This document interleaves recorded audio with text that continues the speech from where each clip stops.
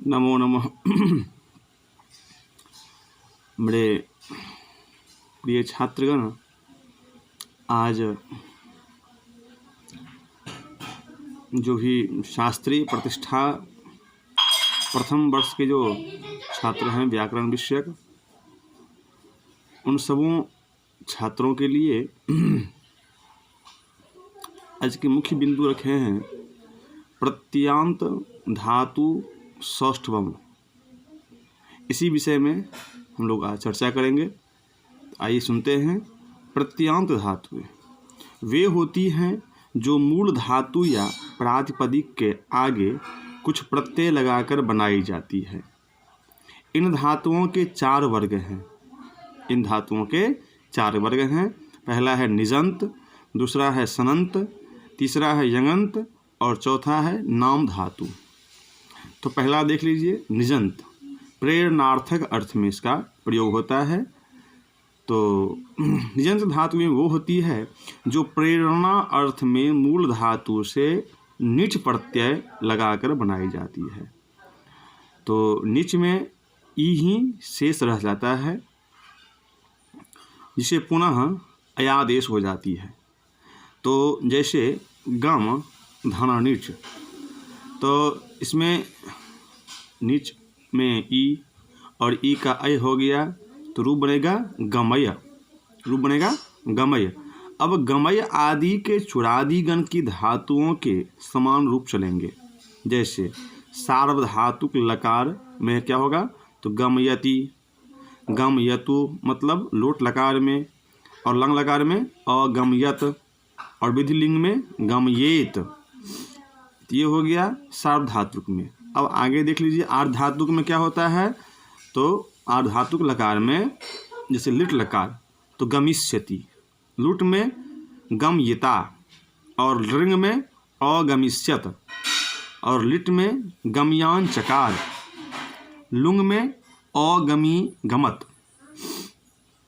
कुछ प्रसिद्ध धातुओं के निजंत रूप। अ उपधा वाली धातुएं, वच में वाचयति, पठ का पाठयति हैं।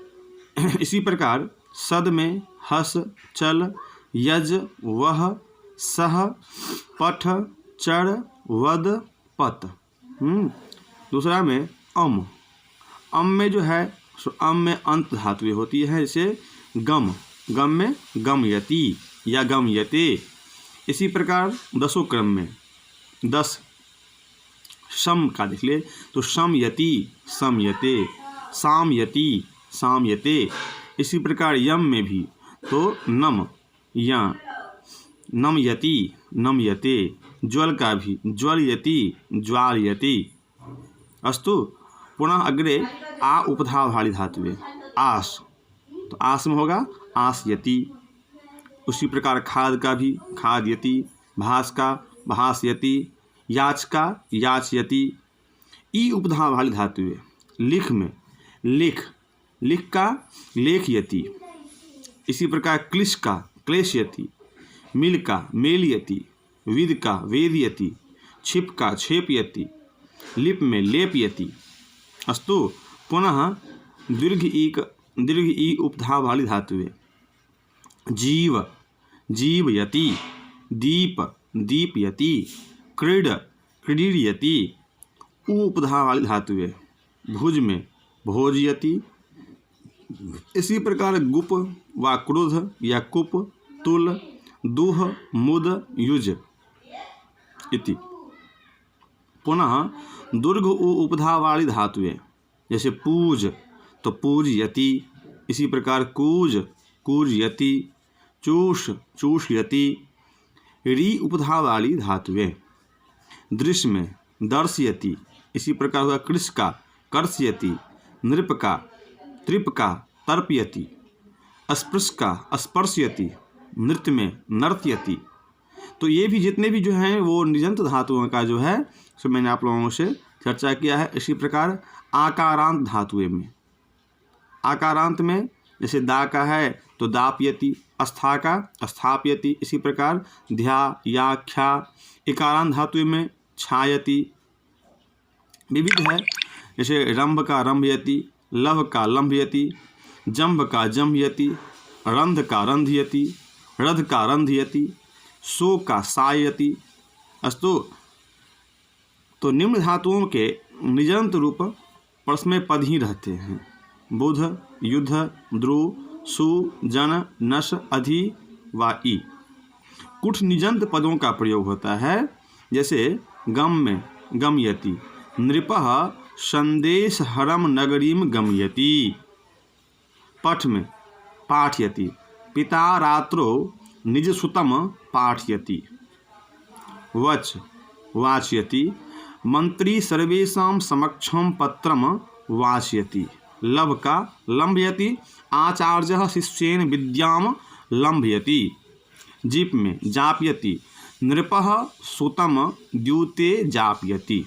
भुज का मतलब भोजयति, नृपः दरिद्रान मिष्ठानं भोजयति। श्रु श्रावयति, जननी रात्रो पुत्रम एकां कथां श्रावयति। दापयति, मंत्री नृपेन निर्धनेभ्यः धनम दापयति। स्थापयति, छात्रः पुस्तकानि काष्ठफलके स्थापयति। क्री कार्यति, उदरम मानवेन किं न कार्यति। अस्तु में अस्तावयति, जननी पुत्रेण शिवं अस्तावयति। दृश दर्शयति, जननी पुत्रान् उत्सवं दर्शयति। स्वप स्वापयति, जननी शिशुम विष्ठरे स्वापयति। अस्तु। इसी प्रकार हम लोग पुनः आगे चर्चा करेंगे। सनंत भी हैं या यगंत भी हैं व नाम धातु भी हैं। ये पाठ पुनः आगे की कड़ी में हम लोग पूरा कर लेंगे। अस्तु। नमो नमः।